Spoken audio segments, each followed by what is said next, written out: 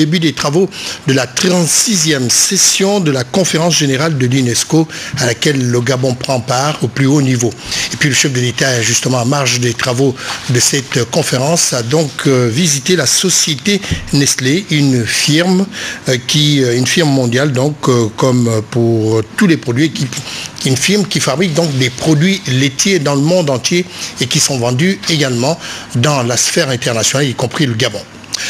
Madame, Messieurs, bonsoir. Vous êtes bien sur la première chaîne de télévision gabonaise. Nous vous présentons l'édition d'information consacrée à cette heure.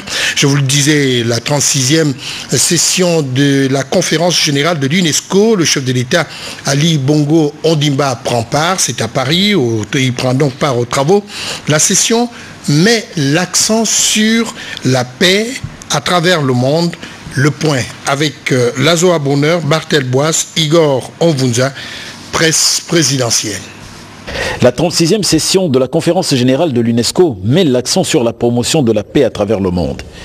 Cette session veut comprendre comment l'UNESCO contribue à l'édification d'une culture de la paix et d'un développement durable. Le forum des dirigeants créé à l'occasion de cette session permet aux chefs d'État d'impulser de nouvelles dynamiques pour atteindre l'objectif primordial de la paix. Paix sans laquelle au Gabon, il n'y a point de développement. C'est fort de cette conviction que le chef de l'État, Ali Bongo Ondimba, a rassuré l'assistance sur l'ancrage du Gabon dans la culture de la paix et le développement de la civilisation bandou. Je réaffirme devant cette Assemblée l'attachement du Gabon aux valeurs cardinales qui ont porté dès 1945 notre organisation sur les fonds baptismaux autour de l'idéal de solidarité, de l'éducation et de la culture au service de la paix. C'est le lieu ici de rappeler que cette culture de la paix que nous avons héritée de mon prédécesseur, le président Omar Bongo Ondimba, a toujours guidé notre action. Il a toujours affirmé, et ce à juste titre, que l'Afrique devait d'abord privilégier la paix pour faire face aux trop nombreux défis auxquels elle est confrontée. Ce contexte de paix dans lequel nous vivons aujourd'hui, les Gabonais ont l'obligation de le préserver. L'engagement du chef de l'État Ali Bongo Ondimba en faveur d'un Gabon convaincu de la été martelé par le président de la République gabonaise. Notre programme de société qui s'articule autour de 3 piliers que sont un Gabon des services, un Gabon vert et un Gabon industriel intègre indéniablement les nobles objectifs de l'UNESCO. Ali Bongo Ondimba qui souhaite voir l'UNESCO manager un développement mondial à visage humain. Les objectifs du millénaire ne seront certainement pas atteints dans les délais prescrits. Notre grand défi est celui de rénover la gouvernance globale. Cette gouvernance refondée doit nous permettre d'infléchir le cours de la mondialisation afin qu'elle prenne un visage plus humain. Pour le reste, la lutte contre l'exclusion de certaines couches de population est prise en compte au Gabon. La proposition et l'adoption de la journée de la veuve et de l'orphelin justifient de cette démarche. À présent, nous vous invitons à suivre donc un extrait du discours du président de la République prononcé justement à cette grande tribune. L'intégralité du discours du chef de l'État, vous la suivrez autant pour moi à la fin de cette édition d'information. À l'occasion de la commémoration du centenaire de l'arrivée du docteur Albert Schweitzer au Gabon, de mobiliser les énergies et les compétences internationales pour redonner un souffle nouveau et vigoureux à la fondation qu'il nous a laissée en héritage. C'est ainsi qu'une structure hospitalo-universitaire verra le jour à Lambaréné, où il a exercé et s'est éteint, pour former nos médecins et soigner nos populations. Les travaux du Forum de la jeunesse qui se sont récemment tenus au Gabon ont permis de mieux appréhender les attentes de nos jeunes et de mieux connaître les voies et moyens de les rendre autonomes. En effet, seule une jeunesse responsable et bien formée assurera l'avenir de nos pays dans un climat de paix indispensable au développement. Rassembler des hommes, rassembler des femmes pour œuvrer au développement d'un pays oblige à n'exclure personne. Le Gabon a ainsi fait inscrire aux Nations Unies la résolution permettant de faire du 23 juin de chaque année la journée de la veuve et de l'orphelin. En effet, leur niveau de précarité exige de notre part attention et protection.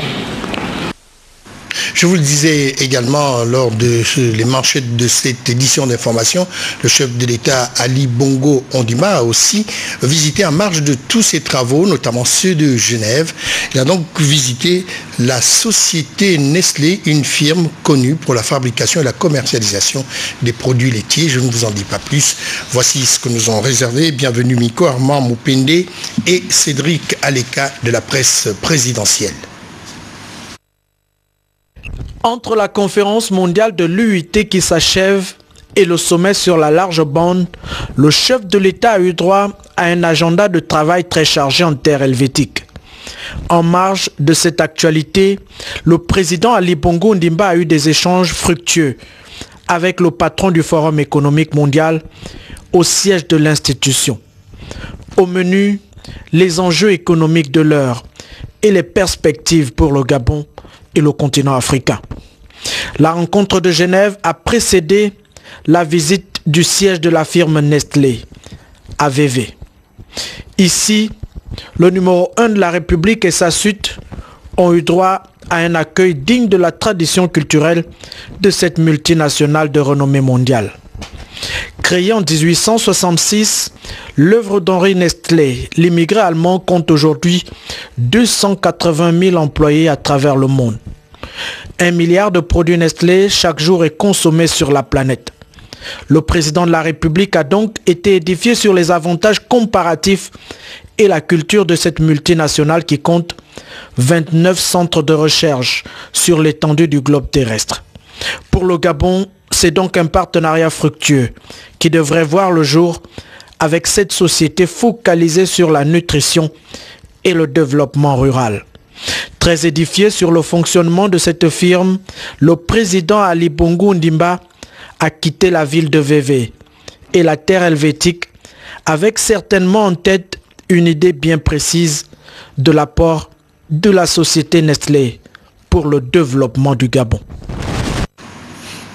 Et puis en rapport avec bien entendu les travaux donc consacrés à l'UNESCO, les travaux sur la science et l'éducation, eh bien la fondation Sylvia Bongo Ondimba sur le territoire national en partenariat avec le groupe OLAM a procédé donc à la distribution des calculatrices scientifiques aux élèves des secondes dans les lycées de la capitale gabonaise. Il faut vous dire que le geste se poursuivra également dans les lycées de l'intérieur du pays. Alors ce matin, d'abord, ce sont les élèves du lycée de l'excellence et ceux du lycée Léomba qui ont donc eu droit à ces différentes machines de travail. Compte rendu, Nick Jocelyn Foubar, Hervé Mangumba et Igor Ovuza. En janvier 2011, la fondation Sylvia Bongo Ondimba pour la famille agit dans 3 domaines d'action prioritaires: l'éducation de la jeunesse, les droits et promotion de la femme et l'insertion des personnes fragilisées. Dans le cadre de son action en faveur de l'éducation de la jeunesse, la première dame du Gabon, Madame Sylvia Bongo Ondimba, s'est engagée à favoriser l'épanouissement des jeunes et leur réussite scolaire. C'est dans cette optique que la fondation Sylvia Bongo Ondimba, en collaboration avec le groupe OLAM, procède à la distribution des calculatrices scientifiques aux élèves de seconde S. Les élèves de seconde S du lycée de l'excellence, établissement situé dans la zone d'Ovendo, ont reçu ces machines des mains des membres de la dite fondation. C'est une calculatrice qui va être utile à plusieurs fonctions, donc elle est la bienvenue. On éprouvait d'énormes difficultés parce qu'on n'a pas tout le matériel au complet. Merci à Madame Sylvia. Et j'espère que ça va se passer comme ça aussi pour d'autres établissements qui en ont besoin. Notre lycée a été créé depuis 1998, mais on a comme l'impression qu'il n'y avait pas un regard assez attentif des autorités par rapport à cet établissement qui fait des résultats. Et Dieu merci que la première dame a pensé à jeter son regard sur cet établissement. Et je tiens à vous présenter également le jeune Revignien qui a 13 ans, en seconde S. C'est le plus jeune de l'établissement. Après le lycée d'excellence, les membres de la fondation Sylvia Bongo Ndimba se sont rendus au lycée national Léomba pour accomplir le même geste. Un encouragement pour les jeunes, pour comprendre que déjà l'État fait beaucoup pour eux et qu'eux aussi, ils doivent faire un effort pour pouvoir rendre, n'est-ce pas, la monnaie de cette pièce en travaillant davantage et en nous donnant de bons résultats. Je suis très contente parce que ça va me permettre de mieux travailler en classe, de faire des calculs et comme ça, les parents n'auront plus trop de dépenses à faire en matière de calculatrice, quoi. Et ça nous amènera à travailler davantage, ça nous facilitera la tâche. Ce sont ce genre d'actions c'est comme ça qu'il faut nous montrer qu'on veut que nous, la jeunesse, on puisse devenir performants. Au total, 1380 calculatrices scientifiques seront distribuées dans 10 lycées de Libreville. Dans les toutes prochaines semaines, 2 calculatrices seront également distribuées aux élèves de seconde S de 9 provinces du pays. Activité du Parlement gabonais, allons-y au Palais Léomba, l'Assemblée nationale, là-bas où le président de cette institution, Guy Nzoumbandama, a donc présidé une réunion de bureau et la conférence des présidents en présence du ministre chargé de relations avec le Parlement. Il s'agit de Relien Toutoum. Explications et détails, presse Assemblée nationale, Yves Monsard et Tim Boulengue. L'organisation de la cérémonie officielle de l'hommage au Palais Léomba le jeudi 27 octobre du député Pierre Mambundu Mambundu était au centre de la réunion du bureau présidé par M. Guy Nzoumbandama, le président de l'Assemblée nationale, et de la conférence des présidents à laquelle a pris part M. Aurélien Toutoum, le ministre en charge des relations avec le Parlement. L'Assemblée nationale gabonaise entend donc rendre un hommage mérité à cet imminent membre de la représentation nationale disparu le 15 octobre dernier à l'âge de 65 ans. À retenir également des réunions du bureau et de la conférence des présidents de ce jour, l'annonce d'une séance plénière pour le mercredi 2 novembre 2011 en vue de l'adoption en première lecture de 3 textes, les propositions de loi portant instauration des mesures en faveur de la lutte anti-tabac au Gabon, de la loi portant modification de certaines dispositions du Code du travail en République gabonaise et le projet de loi d'orientation générale de l'éducation, de la formation et de la recherche. Voilà, vous le savez déjà, une note triste dans cette édition d'information. Le 15 octobre dernier disparaissait un des leaders de la politique nationale. Il s'agit de Pierre Mambundu Mambundu, qui est lui le président de l'Union du peuple gabonais. Ses obsèques vont se dérouler donc dans le pays et le secrétaire général de l'Assemblée nationale, M. Raymond Okinda, est là ce soir pour nous livrer le cérémonial justement des obsèques de Pierre Mambundu Mambundu. Bonsoir monsieur le secrétaire général. Monsieur Mathieu Kumba, bonsoir. Voilà, vous êtes là pour nous livrer justement le programme des obsèques de monsieur Pierre Mambundu Mambundu. Nous vous écoutons. Tout à fait. Communiqué. Le président de l'Assemblée nationale porte à la connaissance des honorables députés, des membres du gouvernement, des institutions de la République, des corps constitués, du corps diplomatique, des responsables des partis politiques et de la société civile, que le programme officiel des obsèques de l'honorable Pierre Mambundu Mambundu pour le jeudi 27 octobre 2011 est arrêté comme suit. 11h30, arrivée de la dépouille à l'Assemblée nationale et recueillement. 12h30, oraison funèbre prononcée par M. Guy Nzoumbandama, président de l'Assemblée nationale. Décoration à titre posthume par le grand chancelier des ordres nationaux. Remise de l'écharpe à la veuve par le président de l'Assemblée nationale. Dépôt de gerbes de fleurs et signature du livre de condoléances selon l'ordre suivant. Gouvernement, Sénat, Cour constitutionnelle, Conseil national de la communication, Conseil économique et social, Corps judiciaire, Conseil municipal, Commission nationale de lutte contre l'enrichissement illicite, Médiature de la République, Commission électorale nationale autonome et permanente, Sénap, Secrétariat général de la présidence de la République, corps diplomatique, administration, partis politiques, société civile, groupe parlementaire, PDG, GDR, GFC, UPG, RPG, bureau de l'Assemblée nationale. Les honorables députés doivent, pour la circonstance, se munir de leurs écharpes, être revêtus d'un costume sombre, d'une cravate noire ou bleu marine. 13h30, fin de cérémonie au palais Léomba et départ de la dépouille pour le siège de l'Union du peuple gabonais, UPG. Je vous remercie. Merci, monsieur le secrétaire général de l'Assemblée nationale.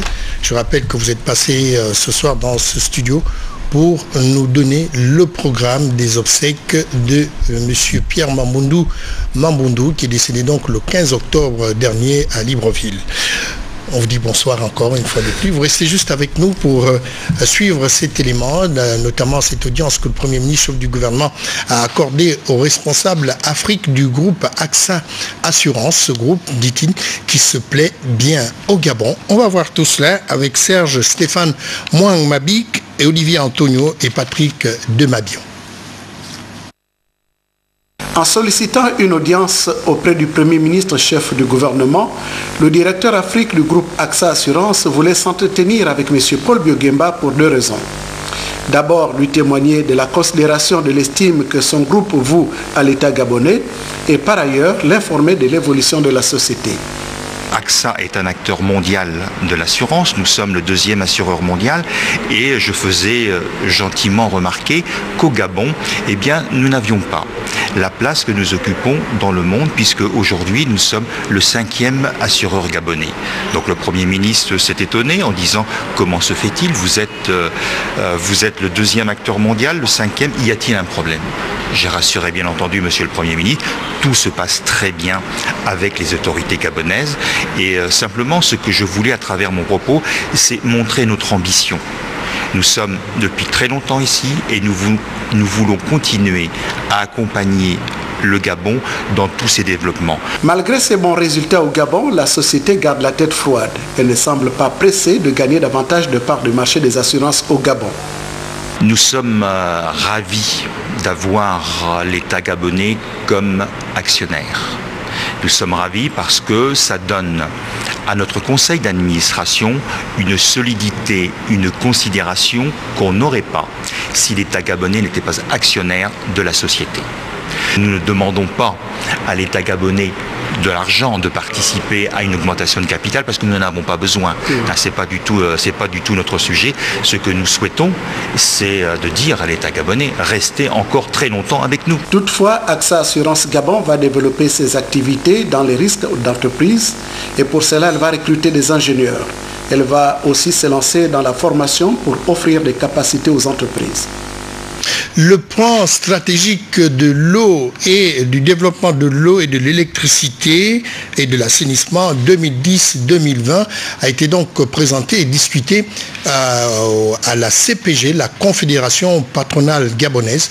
Ceci justement dans le cadre du partenariat des échanges qu'entretiennent le groupe, du moins la CPG, et l'ensemble des ministères du Gabon. Les précisions avec Njeri Bougou Biviga sur des images de Joseph Piyogué.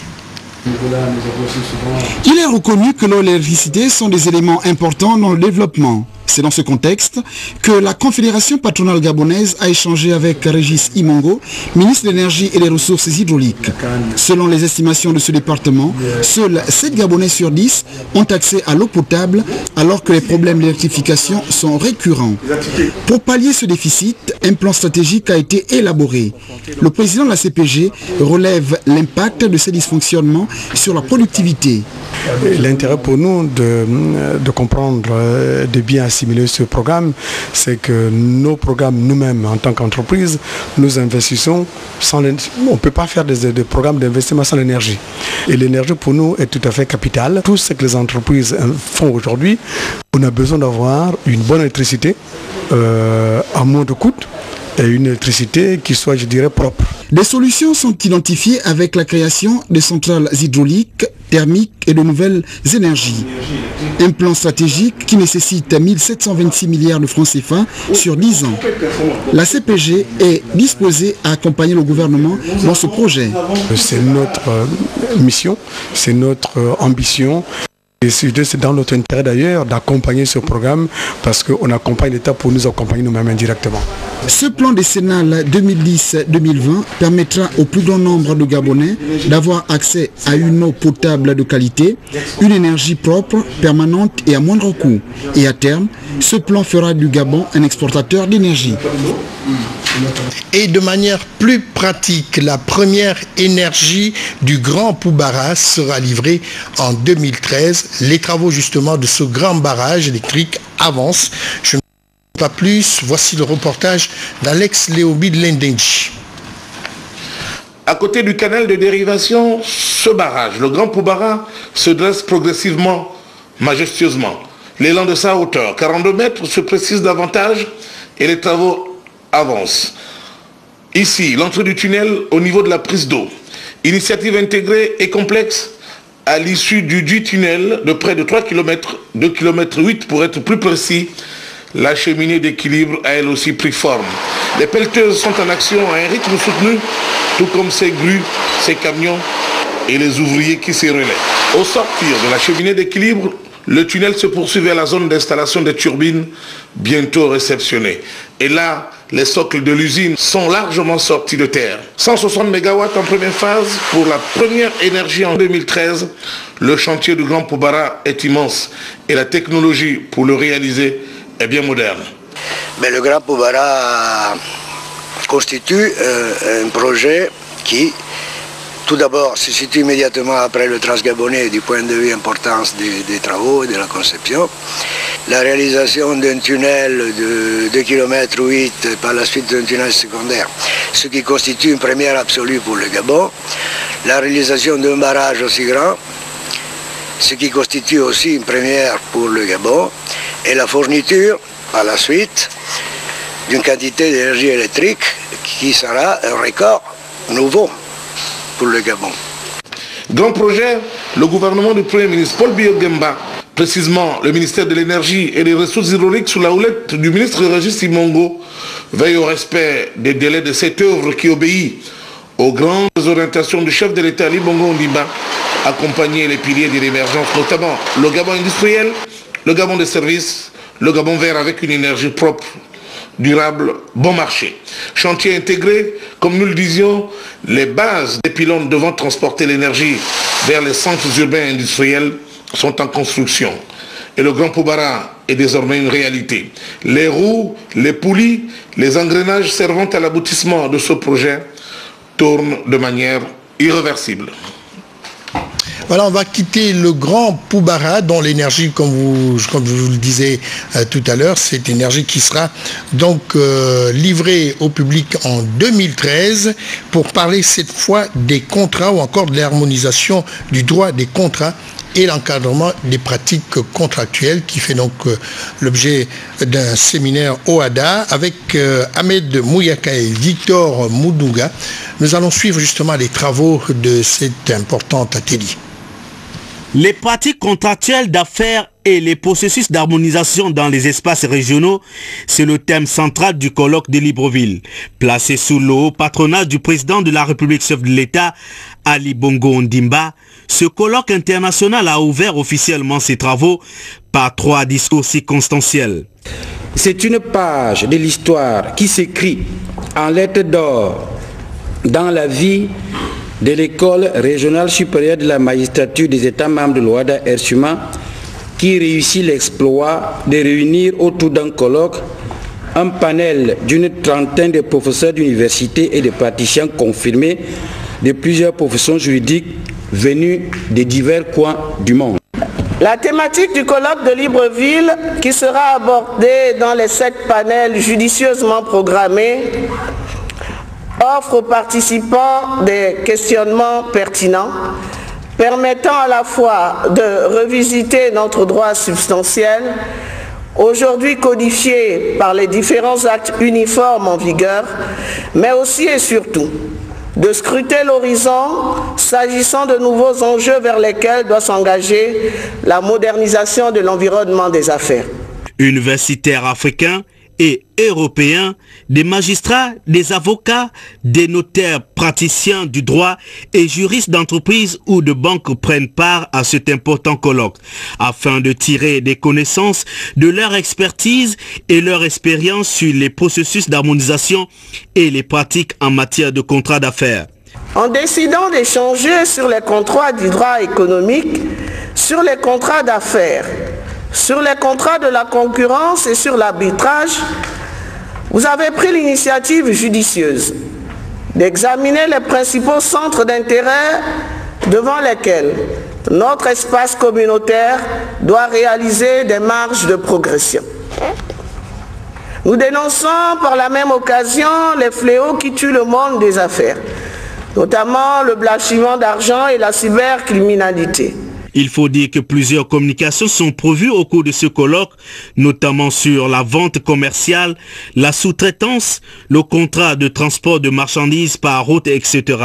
Ce colloque prévoit tirer ses conclusions le 28 octobre prochain. Et puis la Convention des Nations Unies sur le droit de la mer fait l'objet en ce moment d'une attention particulière des spécialistes aux affaires étrangères. Eh bien, c'est le ministre délégué Raphaël Ngazouzé qui a donc dirigé les travaux de cet atelier. Il a d'ailleurs souligné que la Convention des Nations Unies sur le droit de la mer était un manuel de procédure qui nécessite une réelle appropriation par toutes les administrations gabonaises dont le champ d'intervention est bien entendu la mer. Alors voici ce que nous a réservé Cyril Ngaleko sur les images du service de communication des affaires étrangères. La Convention des Nations Unies sur le droit de la mer constitue, à n'en point douter, un instrument pour les États côtiers sur les usagers multiformes de la mer, notamment la navigation, l'exploitation, l'exploration des ressources maritimes, l'environnement marin ainsi que la recherche scientifique. C'est là tout le sens de la tenue de cet atelier de vulgarisation et de mise en œuvre de cette convention. À l'ouverture des travaux, le ministre délégué aux Affaires étrangères, Raphaël Ngazouzé, affirmait que le Gabon se félicite de l'organisation de ces assises nationales parce que, ayant participé au processus de négociation de la dite Convention des Nations Unies sur le droit de la mer. Mentionner l'engagement des plus hautes autorités de notre pays, à la tête desquelles son Excellence, M. Ali Bongo Ondimba, président de la République, chef de l'État, à mettre en œuvre des dispositions pertinentes de cet important instrument de coopération internationale dans le domaine maritime. C'est également le lieu pour moi de relever que le Gabon a fortement participé aux différentes phases des négociations ayant abouti à l'adoption de cette convention internationale dont le but est de réglementer les différentes utilisations de la mer pour une gestion rationnelle et équitable des multiples potentialités et ressources dont elle regorge et les voies de communication et d'échange qu'elle offre. Les travaux de cet atelier qui se tiennent 48 heures durant devraient déboucher sur la mise en place d'une plateforme permanente chargée de veiller à l'application des dispositions permanentes du droit de la mer au Gabon. Alors la douane, aujourd'hui, la douane faisait l'objet justement des travaux dans la 17e conférence des douanes francophones et ces travaux ont pris fin aujourd'hui. Le rôle justement de la douane dans le développement durable a donc focalisé l'attention des délégués qui sont venus de plusieurs pays d'Europe, d'Afrique et d'Asie. On va voir tout de suite Patrick Simangoy et Victor Mundunga qui ont été sur place pour nous rendre bien entendu le contenu de ces travaux.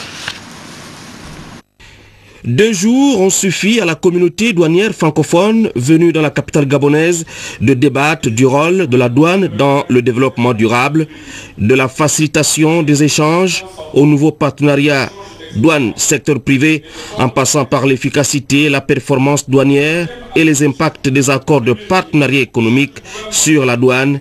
Libreville a tenu toutes ses promesses. Les participants ont admis que la douane doit jouer un rôle majeur dans l'application de ces instruments. en raison de sa position aux frontières pour réguler le trafic des marchandises concernées et lutter contre les fraudes irrelatives. Ils ont également émis le vœu que ces instruments soient simplifiés. Pour ce faire, l'adaptation des réglementations nationales, les formations spécifiques du personnel des douanes, la coordination entre les différentes administrations et les organismes internationaux et la sensibilisation des acteurs du commerce international s'avèrent indispensables. L'impérieuse nécessité pour la douane de se moderniser afin de faire face aux ambitions économiques de l'heure a été saluée par le gouvernement gabonais.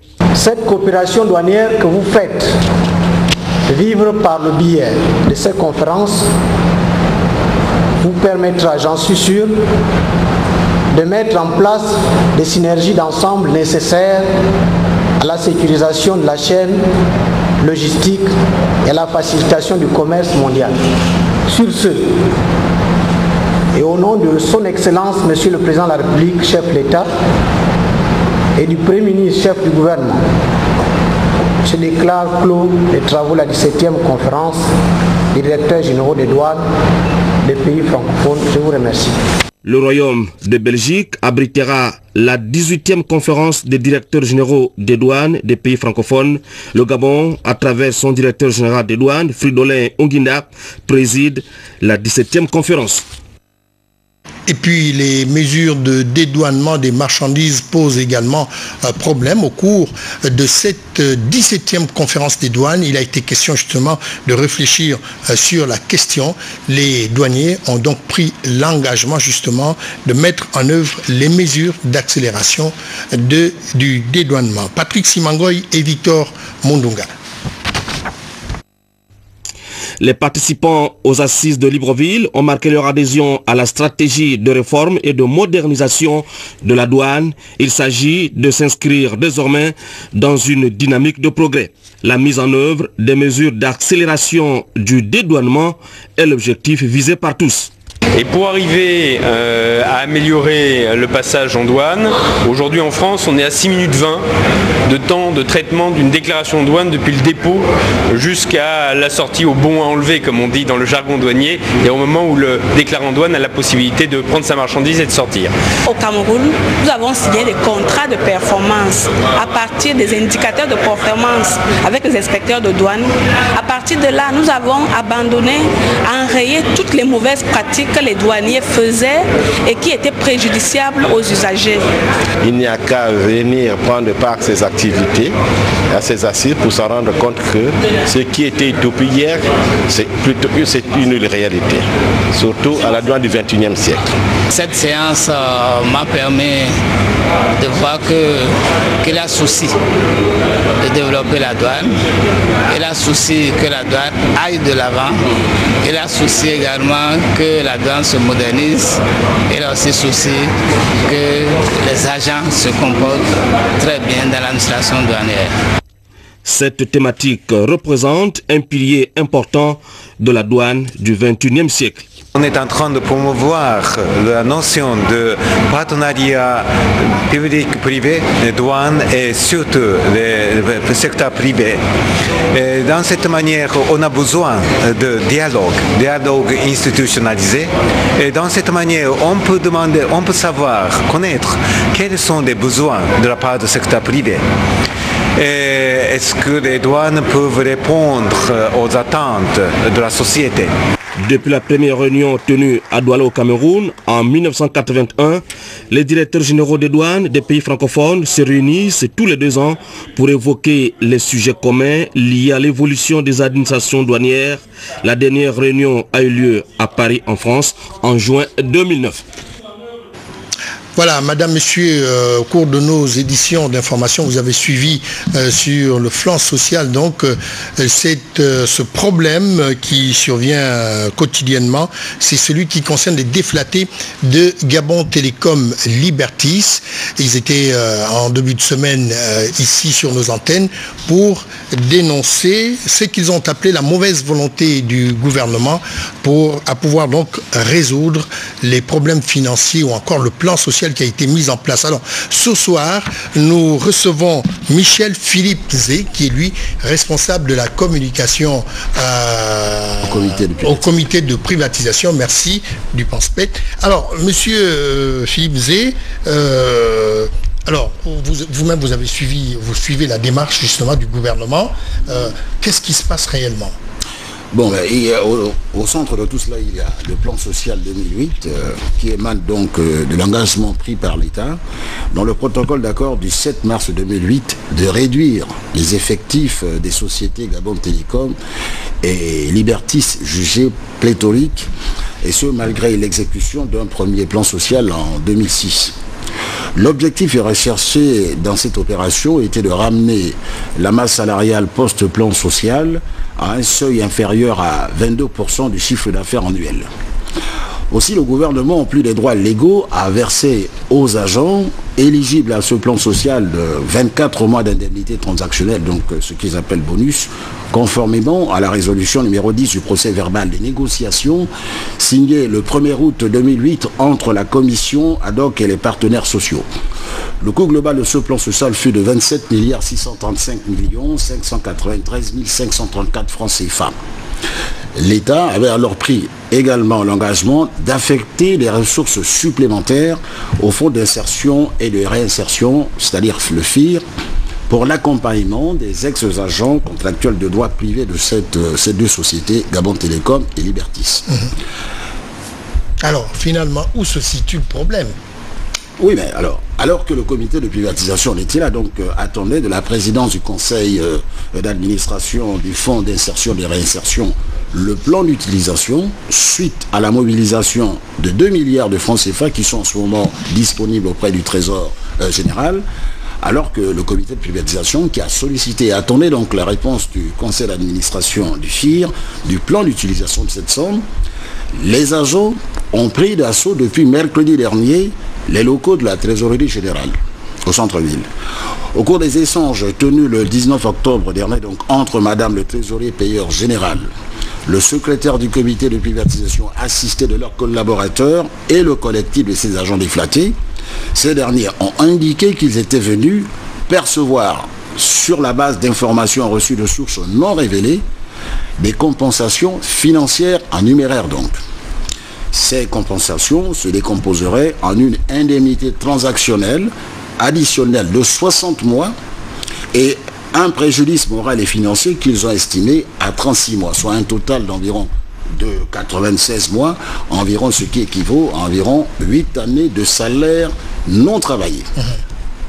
Ils ont par ailleurs dénoncé le plan social 2008 ainsi que la liste des ex-agents contractuels de droit privé de Gabon Télécom et Libertis annexés à l'ordonnance en cours de paiement. Après vérification de la chaîne de paiement des services du Trésor public, il a été démontré que la seule ordonnance relative aux déflateurs de Gabon Télécom et de sa filiale Libertis est celle de 2 milliards de francs CFA consacrés à l'alimentation du FIR, du Fonds d'insertion et de réinsertion, dans le cadre de la résolution numéro 15 du plan social de l'année 2008.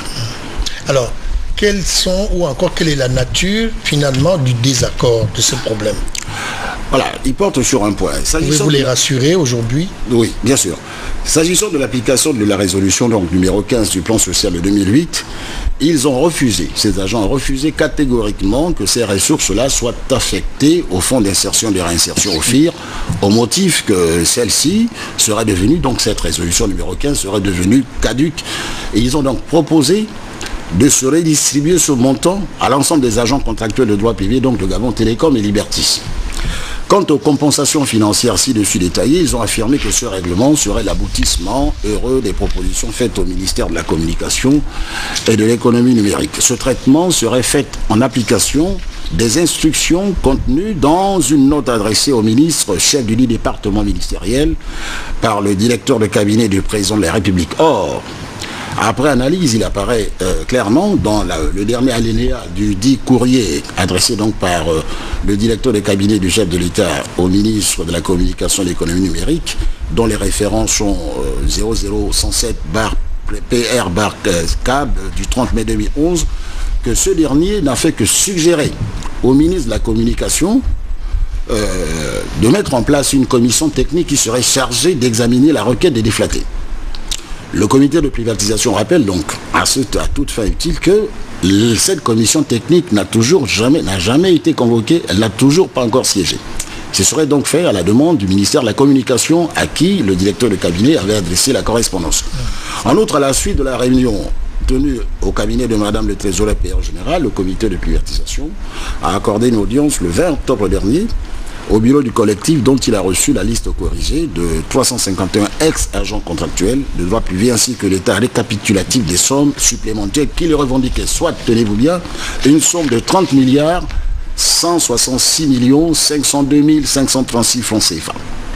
Le comité de privatisation, fidèle à l'esprit du courrier de monsieur le directeur de cabinet du président de la République, a suggéré à la hiérarchie gouvernementale de convoquer une réunion technique qui devrait comprendre les représentants des organes qui sont le ministère de la Communication et de l'économie numérique, le ministère chargé de la fonction publique, l'Office national de l'emploi, le comité de privatisation et les services du trésor public. Encore une fois, il faut le dire, le comité de privatisation confirme et signe qu'au regard de l'ampleur des sommes réclamées, plus de 30 milliards de francs CFA, il ne lui est pas possible d'endosser à lui seul la grande responsabilité justement de décider des allocations, de l'affectation de cette somme. Voilà. Et qu'est-ce qu'il faut faire? Attendre que le gouvernement décide? La balle est dans le camp des hauts responsables du gouvernement qui doivent réunir rapidement cette commission technique multipartite qui pourrait donc très rapidement définir la ligne de conduite à tenir par rapport à cette question. Merci monsieur Michel Philippe Zé. Nous allons donc mettre un terme à cette édition d'information. Bien entendu, toutes les informations qui sont contenues dans notre journal n'ont pas pu être livrées à cause de l'abondance de l'actualité présidentielle et bien entendu l'actualité sociale dans notre pays. Nous allons simplement vous dire de nous retrouver tout à l'heure pour suivre à l'intégralité donc le discours du président de la République prononcé à la 36e session donc de l'UNESCO. Merci encore de nous avoir suivis. On se retrouve demain à la même heure pour d'autres informations. Bonne soirée à tous.